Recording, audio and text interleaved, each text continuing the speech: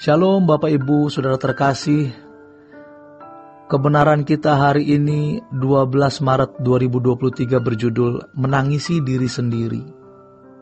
Seberapapun yang dapat diperoleh oleh seseorang dalam hidup ini, hanya bisa dinikmati sesaat waktu dia hidup. Dan belum tentu juga ia dapat menikmatinya dengan baik. Tidak jarang, keuntungan materi justru menghancurkan dan menenggelamkan hidup seseorang dalam penderitaan yang jauh lebih besar dari uang atau dari keuntungan perolehan tersebut. Lalu, pernahkah kita berpikir kalau kita bisa menawarkan jalan keselamatan kepada seseorang?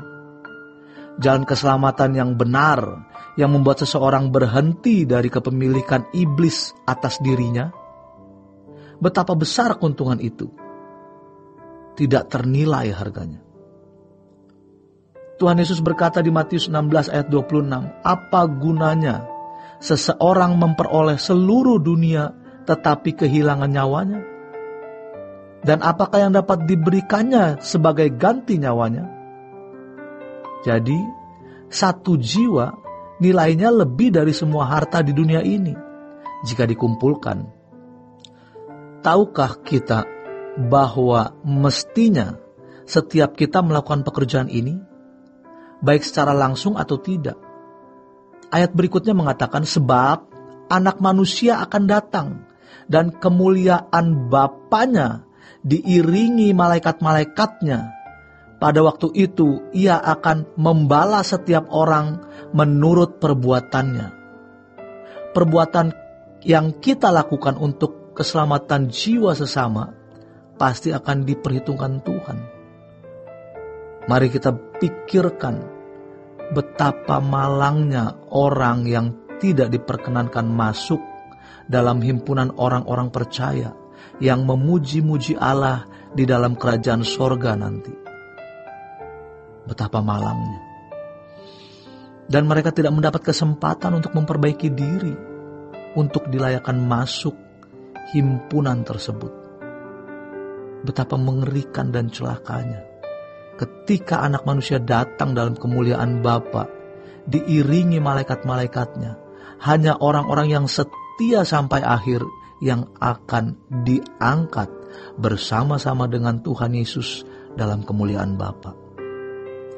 Pasti mereka adalah orang-orang yang sudah menyelamatkan sesamanya, yang akan terangkat bersama dengan orang-orang yang telah mereka selamatkan tersebut. Betapa mengerikan, betapa celaka orang-orang yang tidak mendapat kesempatan. Dan orang itu bisa diri kita sendiri, atau orang-orang yang kita kasihi, orang yang kita jagai sejak di dunia. Kalau itu anak kita sekolahkan, kita kuliahkan, perhatikan. Dia bisa sukses dalam studi, karir, rumah tangga. Tetapi kalau sampai tidak layak menjadi mempelai bagi Kristus, betapa mengerikan. Karena mereka tidak sungguh-sungguh bertobat setiap hari, tidak sungguh-sungguh membenahi diri setiap hari. Mereka anggap remeh tentang perkara-perkara rohani. Sembarangan dengan apa yang mereka lihat, sembarangan dengan apa yang mereka dengar, sembarangan dengan siapa mereka bergaul, sembarangan dengan apa yang mereka ucapkan, sembarangan dengan apa yang mereka pikirkan, apalagi sembarangan dengan perilaku mereka. Kalau hari ini kita merasa aman-aman saja, semua baik-baik saja dan akan baik-baik saja, sebenarnya itu adalah tipuan dari si setan. Kita tidak akan baik-baik kalau kita tidak bertobat sungguh-sungguh. Sebaliknya, kalau kita sungguh-sungguh bertobat setiap hari, membenahi diri, bertumbuh dalam kesempurnaan, maka tidak mungkin kita tidak menangisi jiwa-jiwa. Kita tidak bisa menangisi jiwa-jiwa kalau kita pun tidak menangisi diri kita sendiri.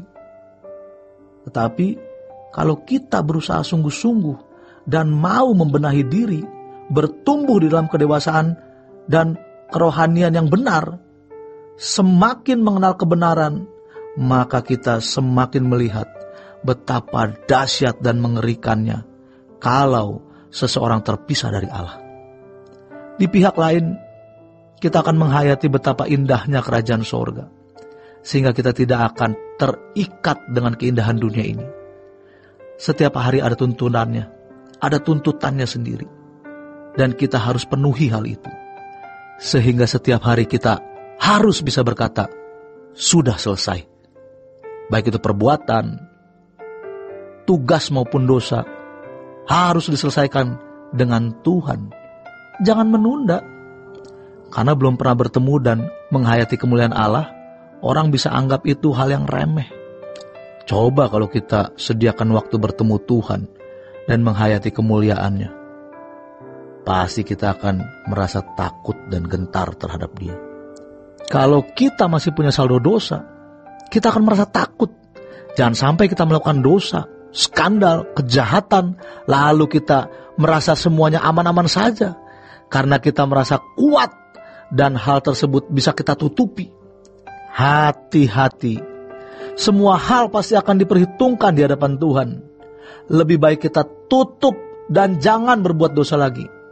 Tetapi bertekad hidup suci. Jangan sampai kita tertinggal. Ini bukan sesuatu yang tidak bisa kita lakukan. Pasti bisa. Roh Kudus menolong kita.